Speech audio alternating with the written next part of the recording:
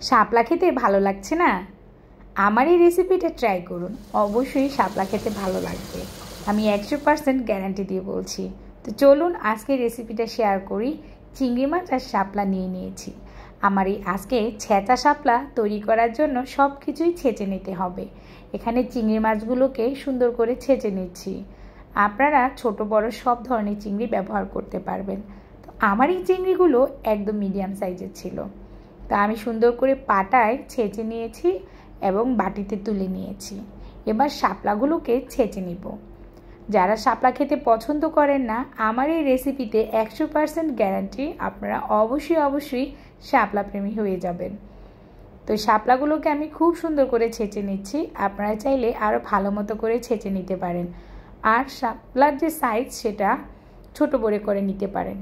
আমার যেহেতু শাপলার সাইজগুলো একটু বড়, আপনারা আরেকটু ছোট করে নেবেন। তো বেশ কিছু শাপলা আমি ছেঁচে নিয়েছি। আর এখন ছেঁচে নিচ্ছি কাঁচামরিচ, রসুন আর পেঁয়াজ। কাঁচামরিচকে ভালো মতো ছেঁচে নিলে বেশি একটা ঝাল দেওয়া লাগবে না। আর ছেঁচা শাপলার মধ্যে সবচেয়ে ইম্পর্টেন্ট হচ্ছে রসুন ছেঁচা। রসুনের যে একটা সুন্দর গ্রান আমি ছেঁচে দিলে কিন্তু তেলের মধ্যে দুর্দান্ত হবে। তো শুরুতেই হচ্ছে সব কিছু ছেঁচে নেওয়ার পর্ব। একদম ছেঁচে সব কিছু রেডি করেই কিন্তু আমি রান্নায় চলে যাব। সব ছেঁচাছেঁচির পর্ব শেষ, চলে আসলাম কড়াইতে। একটা প্যান বসিয়ে তাতে আমি বেশ কিছু সয়াবিন অয়েল দিয়ে দিয়েছি। এবার যুক্ত করে নিচ্ছি ছেঁচা পেঁয়াজ, ছেঁচা রসুন আর ছেঁচা কাঁচামরিচ। খুব ভালো মতো করে নাড়িয়ে চাড়িয়ে নিব। তারপর দিয়ে দিব ছেঁচা চিংড়ি। খুব সুন্দর করে কিন্তু পেঁয়াজটা একটু লাল হয়ে আসছে। সামান্য একটু লবণ যুক্ত করছি, ব্যাস দিয়ে দিলাম চিংড়ি। এবার আবারও নাড়িয়ে চাড়িয়ে নিব। আর আগ থেকে রেডি করা যে মশলাগুলো আমি রেখেছিলাম, হলুদের গুঁড়া, মরিচের গুঁড়া, জিরার গুঁড়া, আদা রসুন পেস্ট, সবই কিন্তু আমি একটু করে দিয়ে দেব। সব রান্নারই উপকরণ কিন্তু সেম, জাস্ট হচ্ছে কেউ আগে দেয় কেউ পরে দেয়। তো ভিউয়ার্স, আপনারা আপনাদের মন পছন্দ লবণ, ঝাল, হলুদের গুঁড়া কম বেশি দিয়ে নেবেন। আমি তরকারিতে অধিকাংশ সময় হলুদের গুঁড়াটা কমই দিই। কাঁচা ঝাল আর একটু মরিচের গুঁড়া ব্যবহার করি। জিরার গুঁড়া দিয়ে দিয়েছি, আপনারা চাইলে স্কিপ করতে পারেন। এটা হচ্ছে শাপলা ছেঁচা যে পাতুরি, সেই পাতুরি। আমরা অনেকেই জানি মাছের পাতুরি, লাল মরিচ ঝাল পাতুরি, কিন্তু আমরা কিন্তু শাপলা ছেঁচা পাতুরি কেউ খাইনি। তাই শাপলাকে এভাবে ছেঁচে নিয়ে একটু পাতুরি করে নিলে কিন্তু দুর্দান্ত হয়।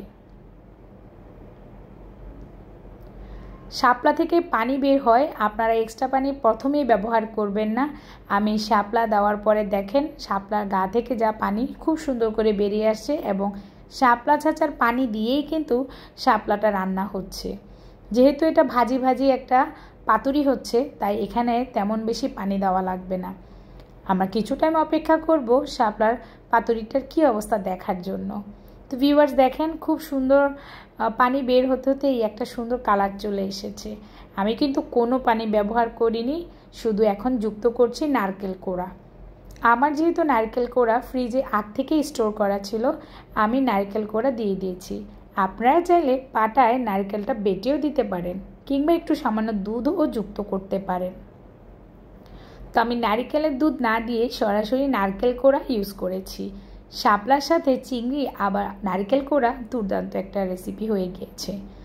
অবশ্যই আমার ভিউয়ার্সরা যারা এতক্ষণ পর্যন্ত আমাকে শুনছেন, দেখছেন কিংবা সাবস্ক্রাইব করে আমার পাশেই থেকে গিয়েছেন, আপনাদের কাছে কেমন হয়েছে আজকের ভিডিওটা কমেন্টসের মাধ্যমে আমাকে জানাবেন। আর বাসায় এই শাপলার সময় একবার হলেও ট্রাই করে খেয়ে দেখবেন। ফাইনাল লুকটা তো দেখতেই পাচ্ছেন, এতটা সুন্দর হয়েছে, একদম মাখো মাখো অবস্থা আর তেলও উঠে এসেছে। ভিউয়ার্স, এখন পরিবেশন করব। একটা সার্ভিং ডিশ নিয়েছি, একটু করে এই যে তুলে নিচ্ছি। এবং শাপলাগুলো কিন্তু খুবই সুন্দর হয়েছে, অনেকটা লতি দেখতে। তো এভাবে যদি রান্না করেন এক থাল ভাত কিন্তু চেটেপুটে খেয়ে নেওয়া যাবে, কিংবা তারও বেশি। তো আমার আজকের রেসিপিটা আপনাদের কাছে কেমন লেগেছে অবশ্যই আমার সাথে থাকবেন এবং জানাবেন। নিত্য নতুন রেসিপি দেখার জন্য বেল বাটনটা অন করবেন। আজ এখানেই বিদায় নিব, সবাই সুস্বাস্থ্য কামনা করে এবং আগামী পর্বে নতুন কোনো রেসিপি নিয়ে। ততক্ষণ পর্যন্ত আমার সাথেই থাকবেন। আল্লাহ হাফেজ।